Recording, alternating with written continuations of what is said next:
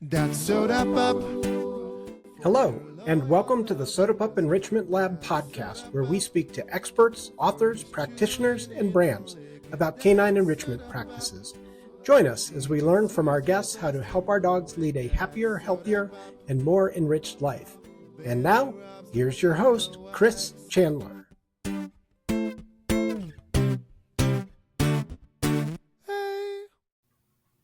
Hello, and welcome to the Sodapup Enrichment Lab podcast. Today, I am very excited to have Taylor Finton here with me, and she is the recent author of The Happiest Dog on the Block, Canine Enrichment Activities to Keep Your Pet Young and Healthy.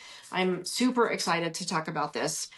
And then, Taylor, you also have a website, right, called Bindis Bucket List? Yes, so I have bindisbucketlist.com, which is just essentially my blog, and I also have just a bunch of little resources on there as well. Okay. And then you have an Instagram account as well, right? Yes, everything is Bindis Bucket List. So my Okay. Instagram, Facebook, TikTok, all of that is Bindis Bucket List. Yep. Okay, great. And we'll be sure to put all your socials in the show notes so that people can find those. Awesome. So Taylor lives in Ontario, and she has two dogs, Bindi of Bindi's Bucket List and Rosie, right? Yes, two dogs that keep me very busy. And so I have a question. So there's a picture in here somewhere of, I think it's the two of them together. And Bindi is kind of a brownish red color. And then is Rosie black? Yes, she's black, but she has an interesting coat. She Okay. does have, like, some people call it a smoke coat. So she does have a little bit of white throughout. Is that them? Yes, that is them together. Okay. So they're on page 146. And so I'm just wondering, so are they siblings? So they're not, but it's very uncanny how much they look alike. And that's They do. actually one of the reasons we ended up adopting Rosie, funnily enough. We had followed the same rescue that Bindi was from for a long time. And when we got Bindi, 6 months later, this little black dog that looked exactly like Bindi was showing up all over their feed. And before you know it, they had contacted us and they were like, hey, we heard that you might be interested in adopting a second dog. And we have this dog here that has not been adopted. And we heard that you think she looks a lot like Bindi. And I was like, yes, she does. So the rest was history. We couldn't say no. And then before you knew it, we had two. Wow. But they're not related at all. Their body types are they look like twins except for their color, right? Yeah, and it's really interesting. You'll see that a lot in American Village dogs. That's kind of technically what they are, which is American Village, is that what you called it? yes, American Village dogs. So I've never heard of that. yeah, it's really Is it a breed? it's technically a breed, but how they Huh. describe it is it's like a pariah breed. So it's basically hard to describe, but it's almost like all of the mixes from a geographic point in the world. They all kind of look similar, these street dogs, Right. because they've Yeah. basically evolved to the best way that they can to survive wherever they are geographically. So Right. they end up looking very similar. And even village dogs across the world, like there is like Asian village dogs as well, Right. they all look fairly similar, which is really Yeah. neat. Yeah. We have a dog who is according to her DNA, is a cattle dog mix. And so she's got like kind of 50% cattle dog and then 50% extreme mutt. And but she looks like what I think of as like if you've seen street dogs in either India or in like some island nations. Yes. She looks like a street dog. We call her the little brown dog. And she's kind of like light brownish blonde. She's got a little bit of a darker stripe down her back. She's got a little brown nose. She's got brown eyes, but she just, yeah, she looks like a street dog, or I've also heard those dogs sometimes called hot pots. So they're, yeah, just like these mixes. Yeah. Yeah, and that's another one. Like a lot of people call village dogs from where Bindi and Rosie are from, which is St. Lucia. They call them pot cakes, or some people call them coconut hounds. So this Oh, is kind of like this hodgepodge of breeds that has kind of made its way through history to evolve and live in these specific places, right? right. It is really neat to see. Yeah. And where did you say they were from? They are both from St. Lucia. They were Oh, okay. few that's actually mostly Toronto women. And then they eventually, over time, brought some of these dogs to Canada so that people, Oh, interesting. yeah, it was really interesting at the time to see the process and everything there. They're doing a lot to kind of help with the animal population, do lots of spay and neuter programs, things that will help with they're pretty overrun with dogs there. Yeah. But a really cool thing there, though, is they don't have rabies. So that was Oh, really interesting, too, because obviously here we have to get our dogs vaccinated for rabies. right. And Right. there it's not really a thing because it doesn't exist on the island. Right. Interesting. Yeah. Yeah. And so how old are Bindi and Rosie? Bindi actually turned 6 yesterday. And Ah. yeah, and Rosie's 5, but she'll be 6 in the summer. Uh-huh. Oh, great. Mhm. Neat. So, I definitely want to find out from you, how did you initially get started with enrichment? Absolutely. So I think like most people, I was doing enrichment without even realizing what it was. And I think that happens with so many pet parents today, especially with things like Kongs, certain toys, certain things that we just naturally see people doing in our society and seeing the Yeah. benefit. And so when we got Bindi, I was doing all these things and learning all these puzzles for her. And I just loved seeing how much she loved them, and I loved watching her brain work. I Yeah. think many of us can relate to that. We see this puzzle or this toy or something, an activity, and our dogs partake in it and they clearly love it, right? Yeah. Yeah. So I didn't know what it was. I just knew that it was beneficial for my dog because I could see how happy she was. She was eating better, had a better appetite. I was finding that it helped with her confidence as well because she was very, very nervous puppy. And that's kind of what led me down the rabbit hole because I wanted to learn more because I was like, there has to be more than just this. And then when I kind of started looking, it led me down the largest rabbit hole of my life.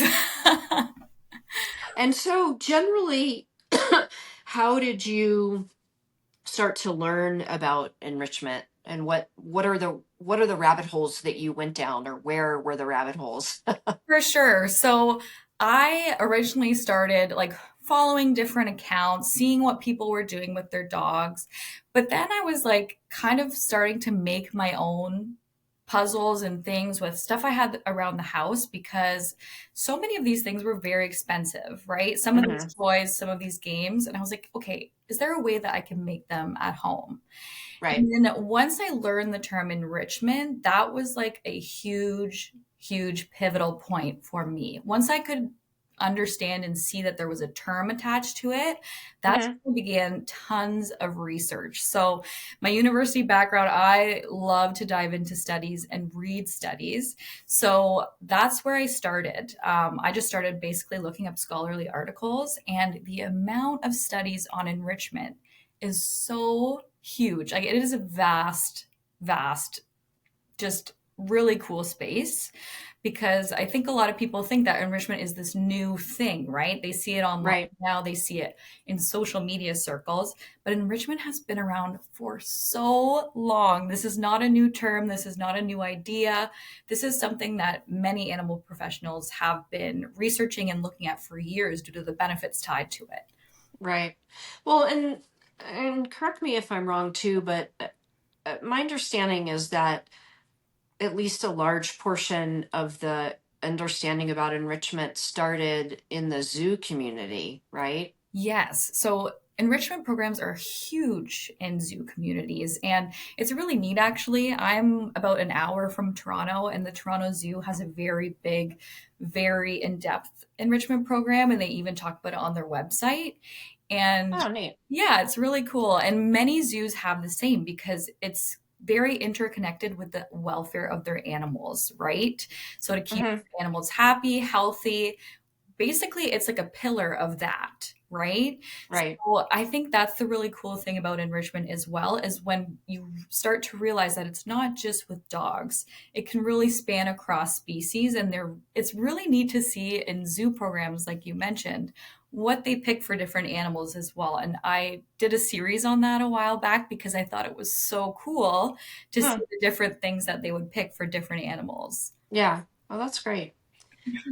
So, I want to get into to talking specifically about the book, but I am curious if you'll tell us first just about your journey to actually writing a book and what that process was like for you. Yes, it's still pretty crazy to me. It all felt very surreal. So I'm sure. And so let me just say the book it came out on November the 12th, right? yes. So it's Yeah, still okay. very new. It's still very new. And it was just so crazy to me because I have been writing forever. I was an English major in university. I've been writing as long as I could hold a pen, basically.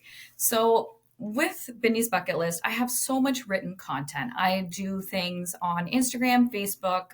I do stuff on TikTok, but I also do the blog. And what was really cool about this process. For years, people have been like, "Can you do a book? We would love a book." But I had no idea where to start. I had no idea how to even go about that. And it just seemed very overwhelming to me, as I think it would most people, right? Yeah. And what was really cool is that an actual follower reached out to me to offer me the opportunity to write this Oh, book, which was really cool because she works for a publishing company. So shout out to Jen, my editor. She honestly has completely changed my life for that. And she made the process so unbelievably streamlined. Like, she was my advocate throughout the process, helped me kind of navigate that whole process. But so it was a really, really interesting time because it was I very bet. busy. Yeah. I got that opportunity right before I was getting married and then leaving on my honeymoon. Oh, wow. It was like everything all at once. And so how long ago did that process start? It happened almost a year and a half ago. That's not so long for Yeah, a major undertaking like that. yeah. So it was definitely like I was writing constantly. The really cool thing about this book for me was I wanted it to read like a recipe book almost. Like, I wanted it Hmm. to feel very attainable, not overwhelming for people in the slightest, but I also wanted to have my own photos in there. Hmm. That was interesting as well because not only was I writing, I was providing photos and photographing by myself at home with my little light box. Wow. So that was really neat, but I loved seeing it come to life. The Oh, yeah. team did a great job, um, especially like kind of putting forward my ideas, but then being that guiding sense to help me through it because obviously they've Yeah. done this before and I haven't. Yeah. Well, it's really great. I have really enjoyed it, and I want to talk more about some of the activities that we have done. But I want to just dive into the book in a little bit of detail. So you start out with the welcome section, which is called "The Secret to Happy Dogs," and in that section, you talk about the what you call the ABCs of enrichment and busting enrichment myths. And so I'm wondering if you will just talk to us a bit in general about enrichment, why it's important, and sort of what it is and what it isn't. For sure. For me, enrichment is about allowing our dogs to just be dogs. And that might sound simple, but it really is. I think there's so much pressure and stress to be doing so much for our dogs that it kind of sometimes makes us really stressed, right? Like, are we doing the right thing? But enrichment should be about fun. It should be about joy. And enrichment essentially is providing our dogs with these positive outlets to innate needs, innate behaviors. So anything from chasing, licking, chewing, sniffing, all the fun things that dogs would just naturally do. But unfortunately, in everyday life, in modern day life, many of these things are seen as bad or naughty. And if you can't see me, I'm putting quotations around Yeah. because many of those things, when we give them a positive outlet for, are super beneficial for our dogs. And I think because of today's modern age, people are quick to say, oh no, that's bad. My dog shouldn't be doing that. But when you see the results, I think it's one of those, as soon as you see it, you can't unsee it. Right? Right. So when you see the benefits of these enrichment activities or games, or it doesn't even have to be anything crazy, just taking your dog out for some time on a long lead and giving them the bandwidth to go sniff where they want, right? Something as simple as that can have a huge impact on your dog. Yeah. Sure.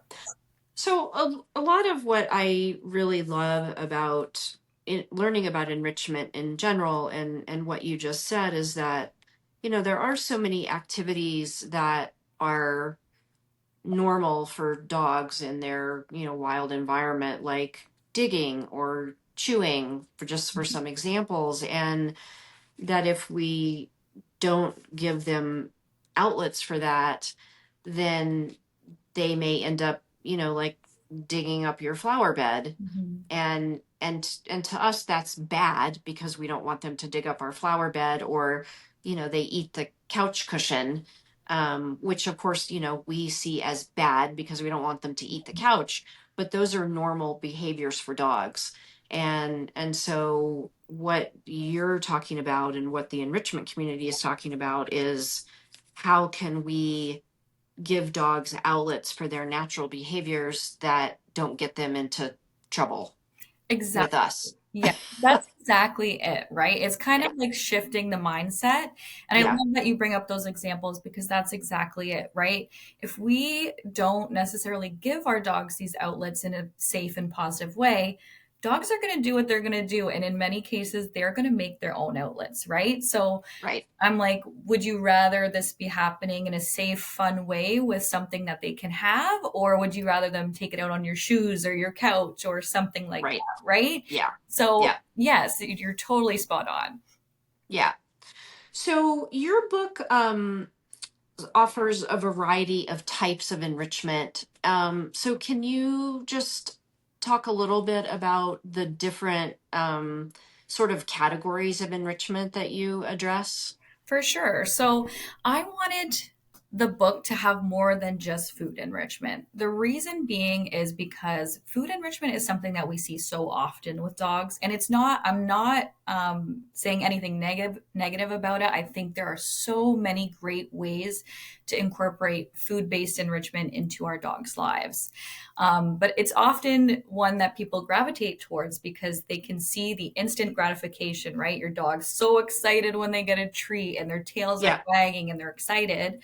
And that can push people to do more of it, right? Because they're like, we know they like these things. Right. Whereas something like music or offering your dog choice, or you can't necessarily see that thrill that you would see when you put a bowl of food in a fun way, like in a snuffle puzzle or something in front of your dog. So I wanted to have a wide spectrum, I would say. And I think one of the really neat ones that I really wanted to highlight was the sensory yard. I'll get a little bit more into that, but the ones that I specifically talk about here, I talk about the sniffing and foraging fun, which was a really good one, I think, when I was first starting out. So I wanted that to be one of the first starting points in the book because our dogs' noses are so integral to how they interact with the world around them. I have tasty treats and stuffers, which I just kind of talked about, which is food-based enrichment, but not just songs. I wanted to put some recipes in there as well. Then I also talk about the thrill of the chase, which is more for our movers and shakers and talks Hmm. about kind of like based prey based play. That was a hard one. Yeah. Like that as well. I also wanted to have a section kind of on bond, which was canine connections. What are things that we can do with our dogs to solidify our bonds and just kind of do as fun things together, right? Yeah. And Yeah. then the last one is environmental enrichment, which is I kind of talk about the sensory yard, but they're all very different. But I Yeah. wanted it to be kind of like just a widespread. Yeah. So one thing I will say is that the book is set up like a kind of like an activity book. Like it offers all these ideas for different activities within the categories that you just mentioned. And I really love that you give ideas for food-based enrichment, but also for other types of enrichment. Because I think that particularly if you don't know a lot about enrichment, it's easy to default to the food based Mhm. because that's as you said, it's a little bit more obvious in some ways. Mhm. But some dogs aren't very food motivated for one. And then the other thing is if your only options are food based, you can just get into issues with just providing too many calories for your dogs. Mhm. So it's really great to get that education and just to have other ideas in all these other arenas. And I have just we have a 9.5 year old dog, and then we have a fairly new puppy. She's about 8 months old now.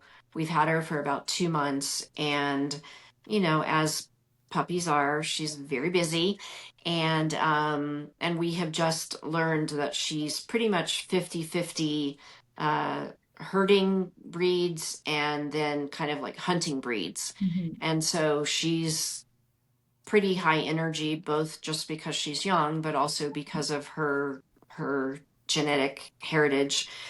And there are days when well, so one of the best things for her is the dog park. She loves other dogs and she loves to just charge around and run. And that's a really great place for her to really get her energy out. But um, it's not practical every day to go to the dog park. And so I, had her here recently and home with me, and I'm trying to get things done, but I'm also trying to give her enough activity. And one of the things that I did with her was the idea from your book of the sniffari. Mhm. And I just put her on a long lead, and I actually went to a little park that we hadn't been to before so that all the smells were new. And then instead of just trying to actually take her on a walk, I just let her follow her nose and I just followed her. And it probably did that for 15 minutes and came home, and she was a completely different dog. I mean, my husband came home and said, "What did you do?" And I said, "I went on a safari with her for 15 minutes." It was really remarkable because, she can run flat out for an hour at the dog park and still not be tired. So it was just a great testament to how, I mean, the physical exercise is important, but there's this whole other arena of allowing them to work their brains. And of course, as you pointed out, their noses are really their biggest sense and tell them so much about the world. And so it was fascinating to see how just being able to put her nose to the ground and sniff, sniff, sniff, sniff, sniff really used up her energy. I'm so glad that you brought that up because it's a great example. And it's one of those things that's a great vehicle into enrichment. Things like the Snifari, things like, I know we talked about how food isn't always the best when we're talking about enrichment, like not best, but you know what I mean. Yeah, But they're great vehicles into the world of enrichment, right? yeah, And I think something like a Snifari, most people see and they're like, is this really going to do anything for my dog? Like, right. really? Like, but once you see it, that's it, right? Yeah, And yeah, it's one of those things where our dogs not only have this ability to use their nose and follow what they would like, but it's also this idea of choice, which we really Right. don't get to give our dogs many choices, right? When we Yeah. think about us every day, think about how many choices we make before we even go to work, right? We Yeah. decide when we're going to get up, what we're going to eat for breakfast, what time we're going to shower, what time we're going to leave, what we're going to wear, what we're going to eat, everything, right? And Right. dogs, so many of their choices are Right. dictated by us. So Yeah. even that small action of letting them choose where they're going to follow the scent trail in a park is Yeah. just so wonderful for them. Yeah. Yeah. It's really fun to watch. And, Mhm. the other thing that you mentioned earlier was that you enjoyed, early on in your enrichment journey, is just learning or watching your dog's minds work. Mhm. And I know for me, that is one of the other joys of enrichment and also of training, which you include as an enrichment activity. And just like, I feel like, particularly now with our puppy who is just so like bright-eyed and eager, and like I feel like particularly when I'm training her, I can see her wheels turning. Mhm. And, for instance, if I will do something like we're or teaching her the concept of place. And so place, ultimately means come to your bed and lie down. It Mhm. doesn't mean come to your bed and sit. And so I'll say place and she'll run over to the bed and she'll sit, but that's not the whole deal. Yeah. And so I don't give her the treat and I see her looking at me and then it's like, wait, wait, wait. And then she's down. And, Yeah. so I can see her, really actively thinking about, okay, what else am I supposed to do? What's required here? Yeah. And then she gets it. So it is really fun to see them learn and just to see their excitement about uh, things in the world, things that they're doing, things that we're offering to them. That's so true, right? I think that's one of the big takeaways with enrichment too, is it's really about joy. And what Right. better gift can we give ourselves and our dogs than that, right? So I'll never forget the first time I gave Bindi a snuffle mat, and I was like, my mind was blown because tail just like propelling away. She's going, I'm like, what is this thing? This is great. Right. And I was like, how do more people not know about this? Did I never, like, how did I Right. not know about this? Right? It's one of Yeah. those moments where you're like, everybody should know about this because it's just so simple, efficient, joy inducing, and good for them. Right? And yeah, and so for our listeners who aren't familiar with snuffle mats, can you explain what they are? For sure. So a snuffle mat is essentially a mat that technically originated as fleece strips. So it was like a fleece strips that were tied to some kind of base and you sprinkled treats inside and you kind of like mess it up a little bit and you serve it to your dog and it allows your dog to snuffle through the folds, sorry, to find the treats. And it's essentially like a little foraging game. And that is Yeah. so enjoyable for your dogs. Like the foraging centers of their brain and are linked with pleasure. And it's just, there's so many cool studies on foraging activities for dogs. Yeah. And you can watch it happen in literal real time, which is really cool. Yeah, it is really fun. Uh, One of the things that I like to do when we come back from a walk is I will just broadcast a little handful of treats into the yard. And I've been doing this for a little while with our older dog. And I honestly think that, and she's not super food motivated, but I honestly think that that's the best part of the walk for her because we get home and we walk into the driveway and she starts to get excited. And I know the question in her mind is it time to do that thing? Yeah. And she just loves doing that. And so I'll just, toss a handful out there and she'll spend a couple minutes snuffling around for them. And she loves it. And that's another perfect example of it can just be that simple, right? Yeah. And some people call this scatter feeding. We Yeah. lovingly call it like feeding the chickens because Oh, it's just like you're just tossing these treats out. And yeah. I've done it in my living room. In the winter, Yeah. I've done it in my basement. I've done it in grass. I've done it in snow. Yeah. It's so simple, but like you said, the excitement is there and it's Yeah. palpable, right? It doesn't matter sometimes what it even is. It's that excitement for the search and the Yeah. excitement for the hunt. Yeah. Yeah. So you said the word simple, and another thing that I really love about the book is that, first of all, I love the way that it's laid out. I mean, in terms of the simplicity, because you do, it's a page or two with a photo where you offer the activity, you explain how to do it, you talk about the benefits of it, and then the other thing that I just really love about the book is that you offer so many do it yourself options. And like you said in the beginning, it can be expensive to be paying for all these items, food, things to stuff with food or snuffle mats or whatever, but you offer so many ways to do this with things that you probably already have at home, which I really love. And so, do you have, or do your dogs have maybe a couple of favorites that you do with DIY kinds of materials? Absolutely. I love to do the DIY stuff. I like to make enrichment attainable and achievable for everyone, especially because online today, like it's often like this race for who has what or where can I get this? And some people are like, I can't afford to do this. Like, and Yeah, it can be really disheartening for people because then yeah, they're like, I feel like I can't do this for my dog. right. Whereas things like a big one is towel puzzles.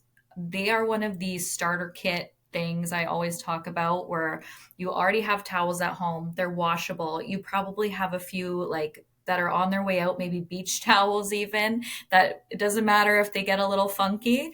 But just a couple different towel folds can make a snuffle puzzle for your dog. So in the book, I talk about something as simple as the towel tornado, where you grab the middle of your towel, you scatter it with treats first, and then you twist, and it'll come together in this almost little tornado. And Hmm. that just creates little crevices for your dog to search and forage through, which we've talked about how beneficial that is. And you can toss it in the wash when you're done if you need to, right? Yeah, And my dog's been doing that for 6 years. They still get just as excited today as they did the first time I did it, right? yeah, And yeah, there's so many other fun ways you can do that as well. I do this the stingray, which is a little bit more in depth, but I wanted to do yeah, something a little fancier.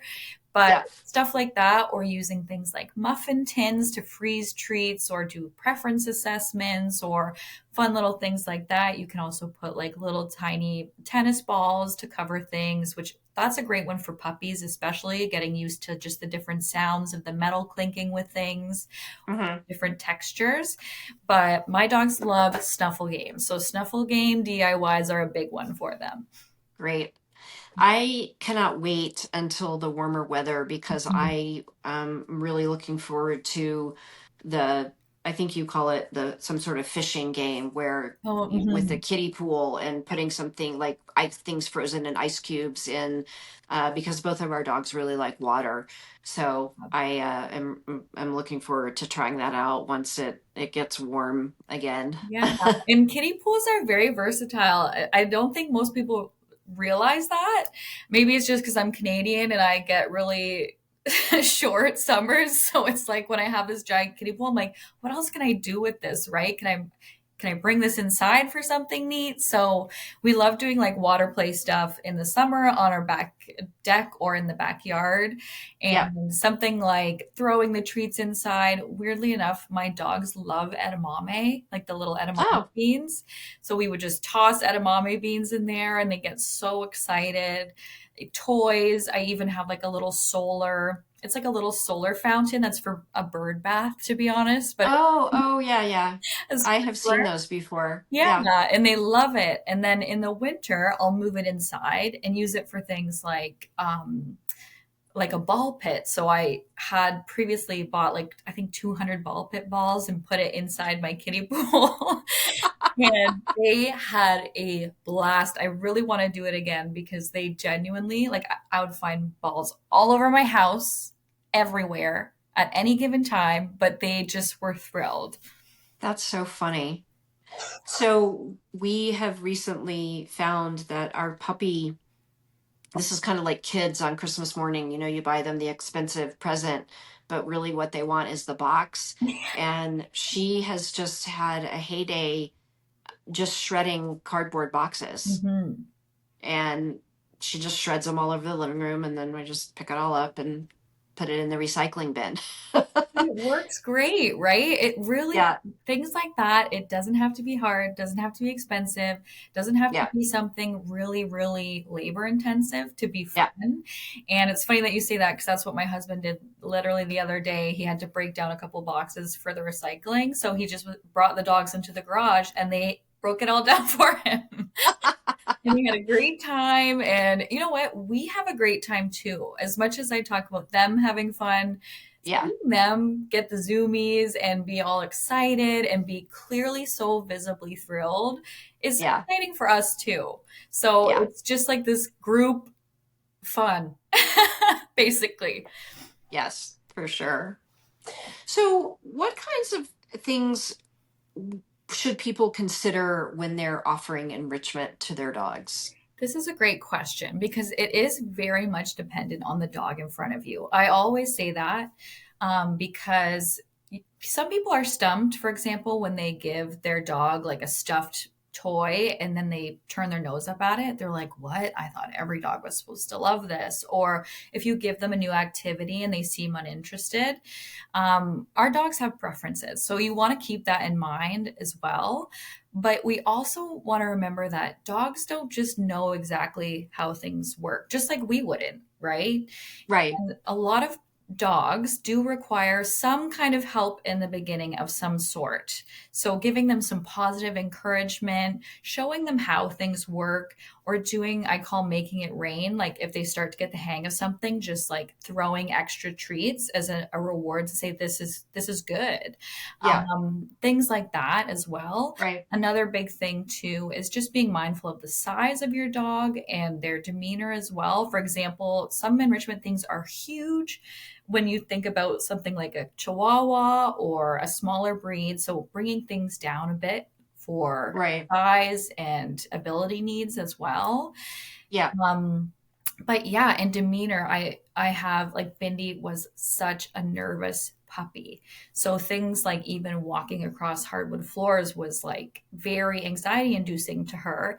So Right. if you have a dog like that, making sure that you have maybe a mat down, making sure you're doing enrichment on a rug, or even thinking about noises and some toys in particular. For example, some dogs love if something is skittery and fast, right? Many dogs really like that, and that's why they chase those kinds of toys. But to some dogs, it might be very overwhelming. It might be like, whoa, what is this? This is too quick and Right. right. Right.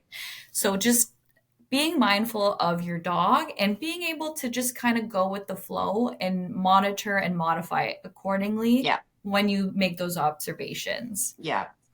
Well, it also sounds like if you have a dog that might be anxious or fearful, or even that not, if they're not that way typically, but if something um, scares them during the enrichment, to just take a few steps back. Absolutely. Doesn't mean that they won't ultimately like the activity, but if you just scale it back to something that's manageable for them in the moment. Absolutely. And that's a big thing as well. Is just because your dog doesn't like something in the beginning doesn't mean that it should be a write-off. There's been Right. certain things for me where it's like if it's not a big like favorite that day, maybe I won't give it for a week, that activity, and maybe I'll try it another week and see how it goes, right? Uh-huh. Another big thing to look for is frustration. This is such a big one we see with enrichment, especially because frustration totally negates everything we're trying to do with enrichment.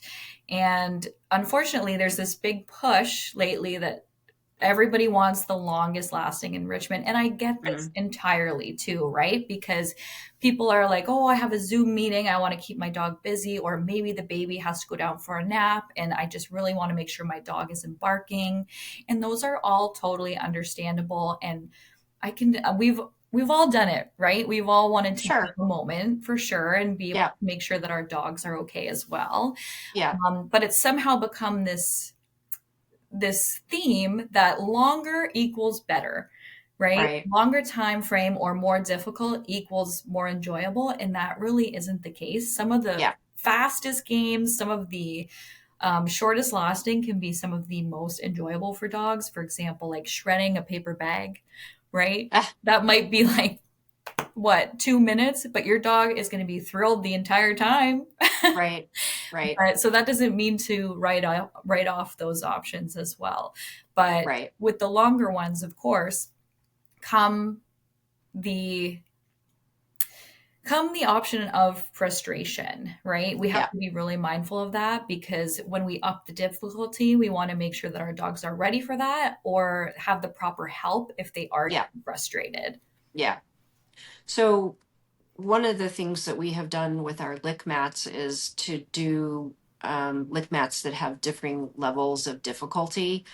And because not all dogs have the same food drive and they don't all have the same frustration tolerance. And so, you know, our older dog, if you smear, say, peanut butter in a really difficult mat, she in particular is not food motivated enough. So she'll lick it to a certain point and then she's just like, you know, she's not motivated enough to try to get it all out. Some other dogs might just reach a frustration tolerance. And so for her, I will offer her a much simpler mat because then she can get the food out. And then we used to have a lab, and of course, being a typical lab, he was highly food motivated. And so, you know, you could use the most difficult mat and he would lick it until he got every single shred off and he would not get frustrated. But, you know, so different in terms of their approach to, you know, using the very same kind of enrichment product. And that's a great example as well of modifying for the dog in front of you. And see, most people would maybe write off lick mats entirely if they had served the hardest one to their dog and they didn't go for everything. When, just like you said, sometimes just an easier version is more worthwhile to the dog and more attainable. And as a result, they're more likely to work through that, right? Dogs are going to work for what they think is the best payoff. If they think they have to work too hard at something, some of them might go, meh, you know what? It's not worth it to me. Whereas, like you said, some food motivated dogs will be like, yeah, that's worth it to me. All right. Like I'm going to get in there. Yeah. And our dogs too, I don't know if it's the difficulty or they just don't like the temperature, but they don't tend to be very attracted to food toys that are stuffed and frozen. I think it's more temperature related because I'm even finding with like beef bones, they buy them at the store and they're raw beef bones, they're frozen, and I offer them to the dogs and they're just like, meh. But if I let them thaw a little bit, or if I just, if I warm them just a hair, then they're interested. So sometimes you have to do a little in kind of investigation and experimentation to try to figure out what it might be the thing that is putting them off of whatever you have offered. Absolutely. And I kind of talk about that a little bit as well in the back of my book. I kind of talk about how there's a little section. Let me find it here. It's right at the back. But I talk about how you can, right here, the 4 L's retrospective. And I kind of talk about how you can actually look at what you're doing with your dog and kind of rate it and see how it works best for your dog. And if you would change anything, what you think could be better, if you think it's worth it, kind of thing. Because then it's kind of nice to write down, because sometimes you don't really realize until after the fact, right? Yeah. And you're thinking about it, you're like, wait, do you think it could be the size of this? Do you think it could be the texture? Do you think it could be better if I laid down a mat? Or is it my dog Mm, really just doesn't like it? right. So there are some really cool ways to kind of think about that more. And once we know what our dogs like, it makes it easier for us to go about that as well. Yeah. Yeah. Well, is there anything that we haven't talked about that you would like for people to know about enrichment? Oh my goodness. I feel like I could talk about enrichment all day, but my biggest piece of advice would be don't be scared to start and don't be scared to quote unquote fail, because you're never going to fail with enrichment. Yeah. You're just going to learn. And all you have to do is just give joy, right? And that can be in so many different ways, whether it's giving your dog a little massage after work, giving them new activities, doing something with your dog, setting goals with your dog. There's the sky is the limit, and enrichment is such a vast umbrella. There are so many things that fall under the enrichment umbrella that you really Yeah. can't go wrong. Yeah. I also am always here. Like, I'm a human, I'm not a robot. If you ever need to Mhm. reach out over DM, over email, I'm always happy to help as well. Some people have reached out with questions or have been like, this is what my dog likes. What can I do? Right. And Yeah. there are so many great resources online. Google has so many cool different enrichment DIYs and examples as well from other creators and other people, trainers, Yeah. dog Yeah. professionals. So there, the sky's the limit. My Yeah. piece of advice is to just try. Yeah. Well, and again, one of the, the thing I really love about the book is you do offer so many different ideas. And so it's a great place to start, and it's great to have this grab bag of ideas and in the different categories of enrichment. So there's really a lot to try, and it's a great place to, if you are experienced or if you're not, it's really a great place to go for figuring out what your dog might like. Well, thank you so much for saying that. I really Yeah. did want it to Yeah. be kind of like a springboard for Yeah. people maybe who had never heard about enrichment before or didn't even know it existed, Yeah. while still kind of doing some fun things for the people that do know what it is and just wanted to maybe learn more. I would eventually love to do another book that goes like in depth in some other really cool, maybe more in depth ideas and options for people, as well as more recipes would be fun as well, because I have so many recipes. Oh, that would be really fun. Which would be super cool. But Yeah. this one, I just really wanted to be the one that started everything, because I wanted it to be somewhere where people could come and read and feel like they could do it, right? Because you Yeah. can. Anybody can do this. And I wanted people to feel that way and feel inspired. So thank you so Yeah. much for the kind words. It means so much. Well, I definitely think you have hit your goal. I really, really have enjoyed it and found it super useful, and with the things I've done, and then there are a lot of things that I still want to try. So I thank you. My dogs thank you. Thank you so much. That means so much to me. Yeah. So I have a final question for you. If you were a dog, what kind of dog would you be? Oh my gosh, this is so hard. I don't know. I love sight hounds. I love sight hounds, but I don't think I would be a sight hound. Feel like I would be like a Springer Spaniel. And why would are you like a Springer Spaniel? Is that why you think you are? I just feel like that. I don't know. That's the first thing that comes to my mind. I just feel like I am constantly on the go. Like right? I feel like a Springer energy sometimes, or sometimes, yeah, you know what? I feel a Springer energy. That's what comes to me. But I would That's love to great. be like a Greyhound or like a Bourgeois, but I am not. You would just like to lounge around on the couch, but that's not the way it goes for you. I would love to, but my mind physically will not allow me to. Mhm. Oh, that's funny. That's great. Well, I really want to thank you for being here. It's been really exciting to talk to you more about your book. And again, I'm a huge fan. So thank you so much. Thank you so much for having me. It's been lovely. Chris, you've been amazing. And I wish you nothing but the best this year. Thanks. You too. Thank you. Thank you for listening to this episode of the Sodapup Enrichment Lab podcast. We hope you've learned new ways to keep your dog enriched and entertained. You can find more information about our guest and how to contact us in this episode's show notes. You can find this podcast wherever you get your podcasts. You can also view it on the Sodapup Enrichment Lab YouTube channel and on our website at sodapup.com. If you enjoyed this episode, you can help us by subscribing, by recommending the podcast to others, and by leaving a review. Thanks. We'll see you next time.